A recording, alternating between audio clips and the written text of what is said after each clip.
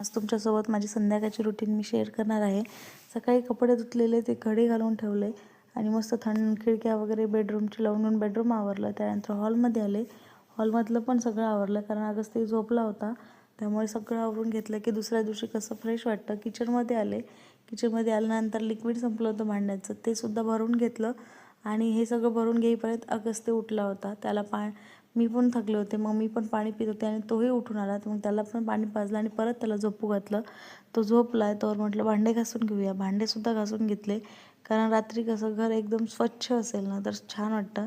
त्यातल्या त्यात किचन स्वच्छ असेल ना तर घरसुद्धा फ्रेश वाटतं. आणि असं म्हणतात ना, रात्री आपल्या घरी देव येतो जेवायला. मला लहानपणी माझी आई खूप सांगायची, तुमचीसुद्धा सांगते का मला नक्की सांगा. म्हणून घर असं स्वच्छ ठेवलं. त्यानंतर काजू बदाम दुसऱ्या दिवशीसाठी भिजत घातले आणि असं कसं माझ्या किचनचा फायनल लूक होता. एकदम फ्रेश आणि छान वाटत होतं. त्यानंतर स्वतःही फ्रेश झाले, स्किन केअर केलं आणि देवाच्या पाया पडल्या. अशी माझी संध्याकाळची रुटीन आहे. कशी वाटली माझी रुटीन कमेंट बॉक्समध्ये नक्की सांगा. चला भेटूया पुढच्या ब्लॉगमध्ये. तर स्वतःची काळजी घ्या.